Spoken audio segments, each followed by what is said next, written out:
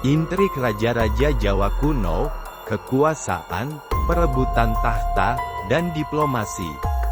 Sejarah kerajaan-kerajaan di Jawa kuno penuh dengan kisah-kisah yang tidak hanya mencerminkan kebesaran dan kejayaan, tetapi juga intrik dan politik yang rumit. Di balik keagungan candi-candi megah dan dinasti-dinasti yang berjaya, terdapat permainan kekuasaan, strategi politik, serta perebutan tahta yang seringkali melibatkan keluarga kerajaan, aliansi antar kerajaan, hingga pemberontakan dari dalam istana. Intrik ini menjadikan sejarah Jawa kuno sebagai salah satu babak yang menarik dalam catatan sejarah Nusantara. Dinasti Mataram kuno, kekuasaan dan politik. Kerajaan Mataram kuno adalah salah satu kerajaan besar yang pernah berjaya di Jawa Tengah pada abad ke-8 hingga abad ke-10. Dinasti ini tidak hanya dikenal karena pembangunan candi-candi agung seperti Candi Borobudur dan Candi Prambanan, tetapi juga karena intrik politik yang kerap terjadi di balik layar. Perebutan kekuasaan antara dua dinasti besar, Sanjaya dan Shailendra, menjadi salah satu cerita yang terus mewarnai perjalanan kerajaan ini. Dinasti Sanjaya beragama Hindu, sementara dinasti Shailendra yang datang kemudian menganut agama Buddha. Meskipun kedua dinasti ini hidup berdampingan di wilayah yang sama, ada ketegangan yang seringkali memuncak dalam persaingan untuk mendapatkan kendali penuh atas kerajaan. Salah satu kisah menarik adalah peralihan kekuasaan antara Rakai Pikatan dari dinasti Sanjaya dan Rakai Garung dari dinasti Shailendra. Rakai Pikatan, yang berhasil menikahi Pramudawardhani dari dinasti Shailendra, menggunakan pernikahan ini sebagai alat diplomasi untuk memperkuat kekuasaannya. Namun, di balik itu, terjadi persaingan internal yang tajam antara dua dinasti ini untuk menguasai Mataram kuno. Diplomasi dan pengkhianatan di Kerajaan Kediri. Kerajaan Kediri, yang pernah berjaya pada abad ke-11 hingga abad ke-12, juga memiliki sejarah intrik yang cukup terkenal. Salah satu kisah penting dalam sejarah Kediri adalah pemberontakan yang dipimpin oleh Kertajaya, raja terakhir Kediri. Kertajaya dikenal sebagai raja yang ambisius, tetapi juga tiran yang membuat marah para pendeta Hindu dengan kebijakannya yang kontroversial. Kertajaya, dalam upayanya memperkuat kekuasaannya, menuntut agar para pendeta mengakui dirinya sebagai dewa. Ini memicu ketegangan antara istana dan kalangan agama, yang akhirnya berujung pada pemberontakan. Para pendeta yang marah bersekutu dengan Ken Arok, seorang pemimpin militer yang ambisius dari Tumapel, kemudian dikenal sebagai Singhasari. Ken Arok menggunakan kesempatan ini untuk menumbangkan Kediri dan mendirikan dinasti baru di Tumapel, yang menjadi fondasi bagi kerajaan besar lainnya, yaitu Singhasari.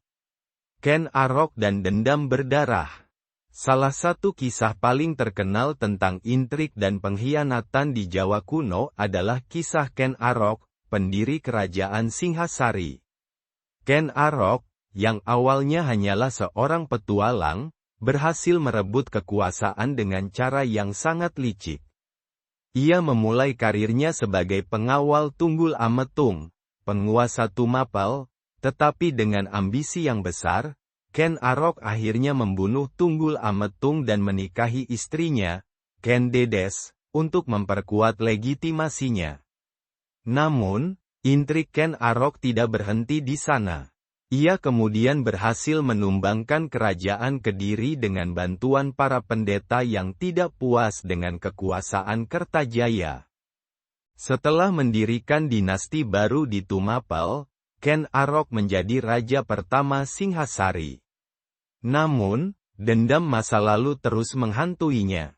Putra tiri Ken Arok, Anusapati, akhirnya membalas dendam atas pembunuhan ayah kandungnya, Tunggul Ametung, dengan membunuh Ken Arok menggunakan keris yang sama yang dipakai Ken Arok untuk membunuh Tunggul Ametung. Kerajaan Majapahit, intrik istana dan perebutan tahta.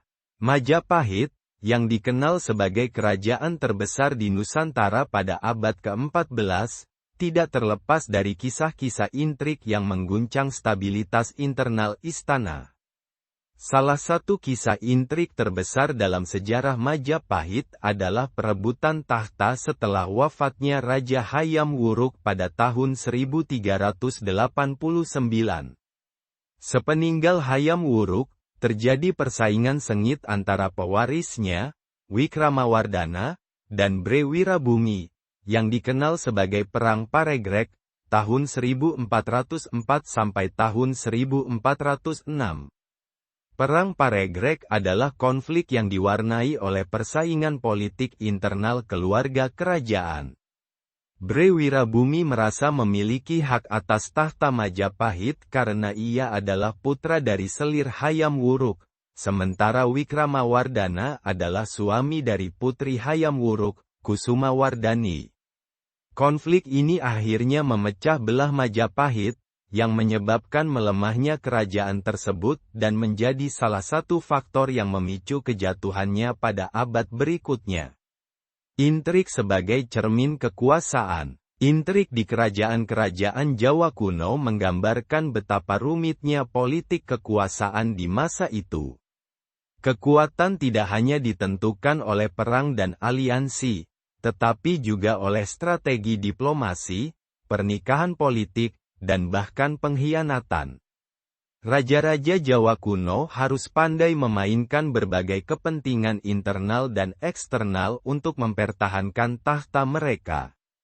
Dalam banyak kasus, sejarah kerajaan-kerajaan Jawa kuno menunjukkan bahwa perebutan kekuasaan seringkali dilakukan melalui intrik dan strategi politik yang cerdik, bukan hanya dengan kekuatan militer semata. Kekuasaan di masa itu tidak pernah stabil dan selalu dikelilingi oleh ancaman dari dalam dan luar istana. Intrik raja-raja Jawa kuno memberikan kita gambaran tentang betapa dinamisnya sejarah kerajaan di Nusantara. Kisah-kisah perebutan tahta, pengkhianatan, dan strategi diplomasi membentuk wajah politik Jawa kuno, yang berakar dalam persaingan untuk mempertahankan kekuasaan. Meskipun penuh dengan intrik dan konflik, kerajaan-kerajaan ini tetap meninggalkan warisan budaya dan sejarah yang begitu berharga, seperti candi-candi megah dan sistem pemerintahan yang kuat, yang masih bisa kita saksikan hingga hari ini.